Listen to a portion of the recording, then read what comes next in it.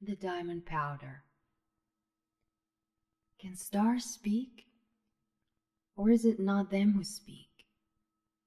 Who wants to know the exact answer will not get any answer, because only he who said knows exactly what was being said. This story happened a long time ago. At those times, there still lived some magicians. Where did they come from? Maybe at those times there were special wisdom books, and those who could read those books learned to make miracles. Maybe at times someone found a magical thing, a charmed ring or a staff, and he who found it became a magician. Perhaps a good man at his own strength could appeal to the spirit which gave supernatural abilities, and a new good miracle maker appeared.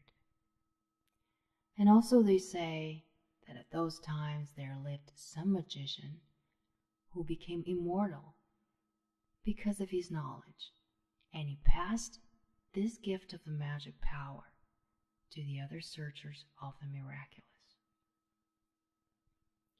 But where have all these magicians, wizards, miracle makers gone? Perhaps this story could cast some light and make some things clear. At those long ago times there lived a young magician, Asabi. Since his childhood, Asabi has been very fond of reading the old books and manuscripts, and he found those ones which told him about the miracles and magical transformations and the ways to make these miracles happen. Asabi hasn't even grown a beard, for each serious magician has to have one. When he started to make some small miracles and even bigger ones, he did this every day so he could practice. Asabi would bring water into a dry, spilled brook, return a barren tree into a fruit-giving one. With the wind, he would forward the gone astray kite back to the hands of a little boy. But most of all, Asabi liked to read and find something new, and he'd be looking for the unknown ancient manuscripts. Once he found a book written in old letters, and Asabi was studying them for a long time until he read the story. It said about the great magician who made a special diamond powder. When he rubbed his ears with this powder, he heard the voice of the stars. He wanted to rub his eyes with it, when suddenly the scholar raven of the magician waved his wings while taking off and toppled over the cup with the diamond powder. The latter spilled over the ground, and the magician, who was great because he would never miss any kind of casualty which would always give him a magical sign, realized that he didn't have to pick up the powder. In some time the ants ran up and gathered all the sparkling diamond grains. And these ants became magical. Each one of them had a sparkling diamond speck on his head. And these miraculous ants started to build up their anthills out of pieces of crystal, mirror, glass, pearl shells, gold, and silver. These anthills were hidden deep in the woods and had the ability to disappear when threatened.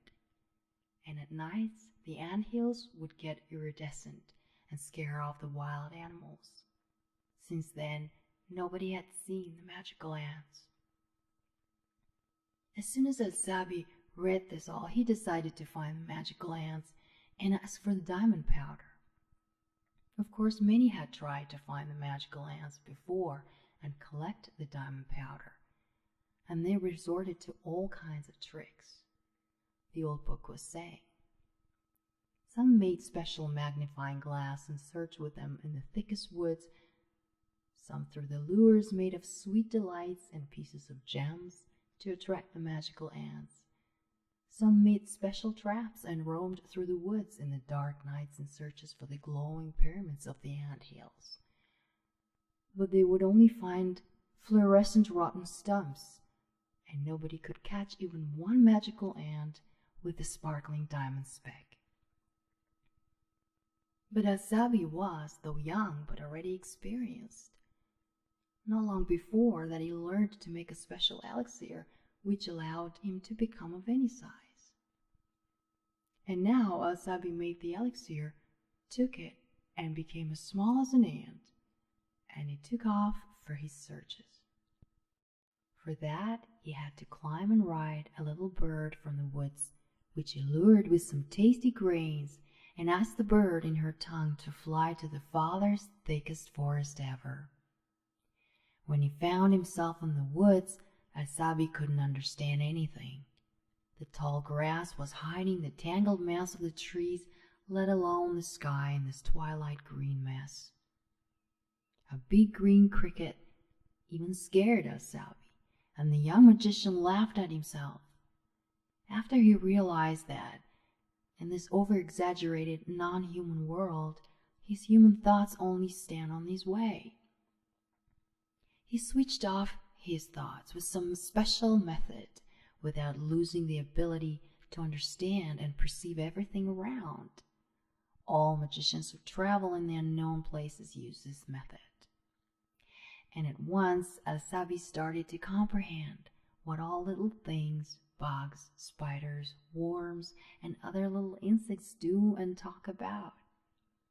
And he asked the little running by cockroach where he could find out about the magical ants. The cockroach scratched himself with all his 6 little legs in turn and said to Asabi to ask the old Scorpio Un. And the cockroach brought Asabi really close to the very hole of Un, but not directly to it, since he didn't want to become a delightful dinner for Un. The old Un was lying in his tight little hole on the stack of the torn spider web, and wasn't surprised at all to see Asabi. "Un, can you tell me where I can find the magical ants?" asked Asabi, at once getting down to business. "You're so smart, aren't you? And what can you do for me if I open up a secret to you? It wouldn't even be enough for an appetizer. You're so tiny."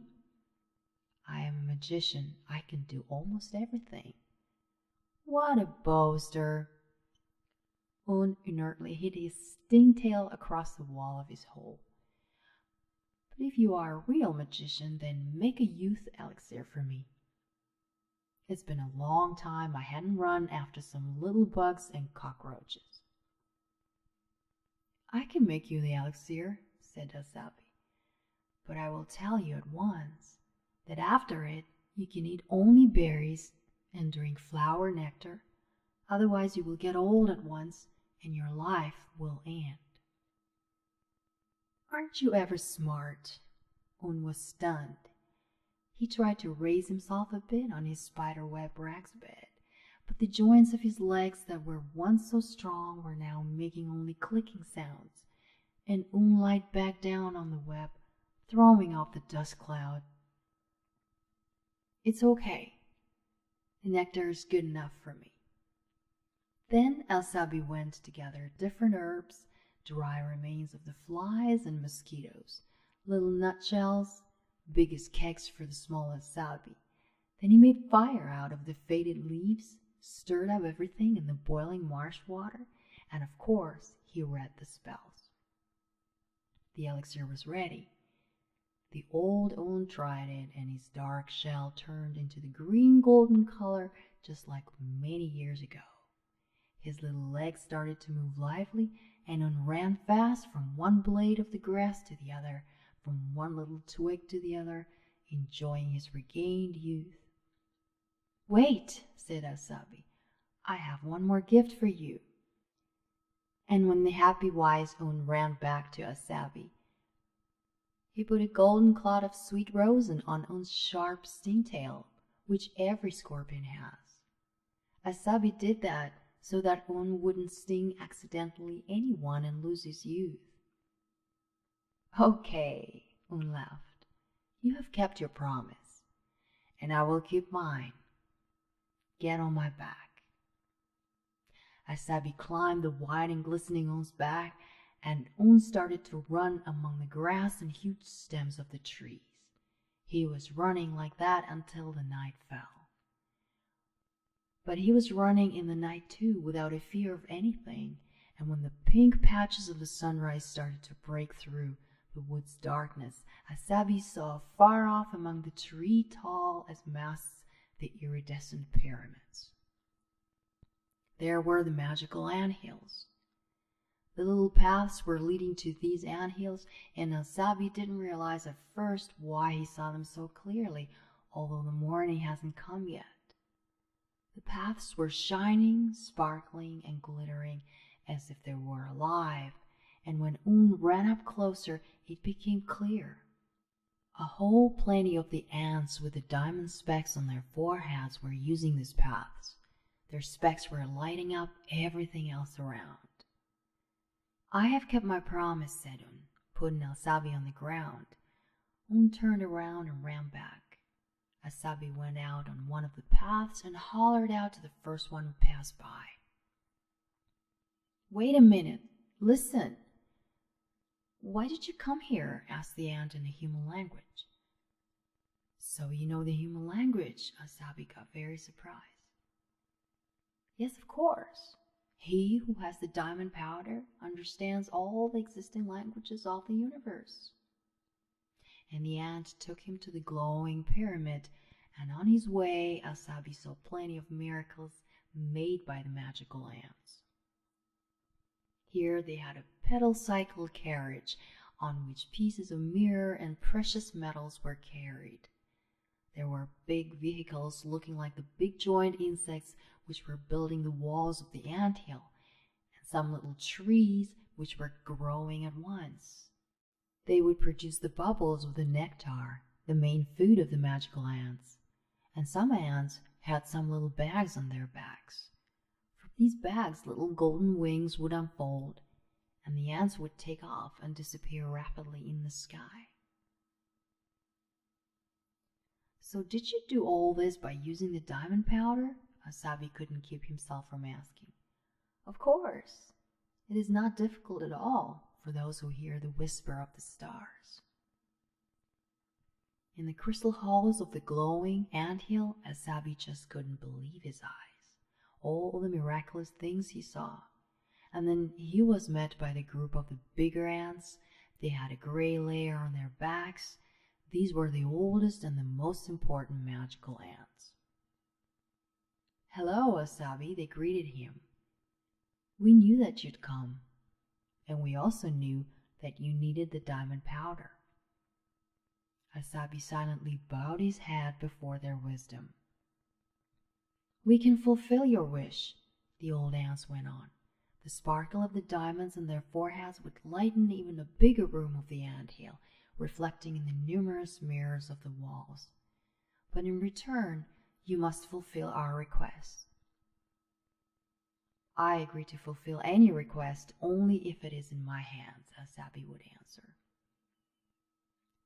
"The stars told us about the beautiful music which dwells on one distant planet. To play this music, we have made a special harp of the petrified wood and the pearl shells. But in our world, the only strings which fit this harp are the hair of the honeysuckle fairy Yali. And there is no one but you who can take her hair. We have been waiting for you for a long time, Asabi." "But how can I do it?"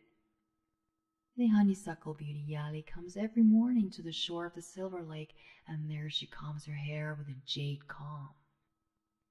And at this moment a rainbow along with the wonderful sounds appear in the sky. And when we, the ants, look at the fairy beauty and listen to these sounds, we forget about everything else in the world. And then Yali leaves and we stay with nothing. Because when her hair falls into the water, it turns into bristly snakes which guard the pearl shells. And only you, being the human and magician as you are, will be able to catch the hair threads before they fall into the water of the Silver Lake, even if you get charmed. Take a try. We lay all our hope upon you." And then the ants told Asabi how to find the Silver Lake, and at the blink of an eye brought him an elixir so that Asabi could regain his human height. And the sun almost rose, and here is Asabi, standing on the shore of the lake. He watches a gigantic leaf looking like a boat floating by with a fairy Yali in it. She looks at her reflection. The sun rays caught a spark in her eyelashes, and the fairy took out the jade comb, touched her wonderful hair, and the rainbow appeared before her with a beautiful sound streaming up the horizon. Asabi was charmed. His hands dropped down. He couldn't take his eyes off the fairy. He couldn't make even one movement. And then suddenly a light breeze came by, and Asabi saw golden hair threads flying off Yali's head, one by one. Asabi brushed himself off, calling for all his magical power, and with one movement of his hand, he kept the hair threads from touching the coming wave. After drinking the elixir and coming back to an ant's eyes, with the help of the ants coming out of Yali's spell, Asabi brought the hair threads to the glowing ant hill. The hair was put on the harp, which was prepared for it a long time ago, and the sounds of which brought the melodies of the distant worlds amazed all the magical ants. The old grey ants presented Asabi the whole sack of the diamond powder. With the help of his magical power, Asabi was home and came back to his regular size. Holding his breath, Asabi could hardly wait for the evening when the first stars appeared in the black sky. He opened up a little sack, took a couple of the powder grains and rubbed them into his ears. Then he sat down and started to listen. Asabi was sitting like that for a long time, 1 hour, another, the third one, but he never heard anything that night. Asabi became very sad and thought that the magical ants had lied to him, or the magical powder had lost its power. And to soothe his sorrow, after the third sleepless night, Asabi went to the Silver Lake to listen to the divine sounds of Yali's hair and to watch her beauty. When Asabi looked at Yali again and caught one of her golden hair thread, he decided to make his own magical instrument, which would play beautiful melodies, so that he could give this gift to Yali. Asabi gathered a bouquet of flowers in his garden, sprinkled it up with his tears, put a hair thread around it, and whispered some sacred words, and then a quiet melody of the unknown sounds started to play. And they were scattering around with warm sparkles around his hands, holding the bouquet. Asabi called a noble deer, fixed the bouquet between his horns, and sent it to Yali. And after this, Asabi fell into a sweet dream, and he heard a strange whisper telling him incredible things from somewhere above the sky. And in the morning, when the sun started to rise higher off the horizon, Asabi heard a knock on his door. Then the door opened, and there on the porch stood the fairy Yali. She said, "Yesterday a deer came to me and gave me a singing bouquet. I looked into my magical book and read that the bouquet was made for me by Asabi, the one who knows how to listen to the stars." Asabi spread up his hands in amazement. And then I read that nobody could understand precisely what the other says, and that the diamond powder should be put on the eyes, and then it will be possible to personally witness the other worlds. Yali and Asabi took a grain of the diamond powder and touched with it the eyes of each other, and they saw that we lived not in one world known to us, but in many and different worlds at once. And it is possible to walk from one world to the other, like from one room to the other. And all the people have found out about the miraculous diamond powder that Yali and Asabi had. They came to them, and there was enough diamond powder for everyone. And when they saw the other worlds, then the greedy ones became suddenly the hunters for the knowledge. The cowards turned into the inquisitive researchers. The envious people had become the wise people, and the liars turned into the witnesses of the most incredible mysteries of the world creation. Maybe that's why all magicians are gone. Perhaps they all have left for the other worlds. And maybe it is not in the diamond powder, but the mysteries of our own world are hiding somewhere really close.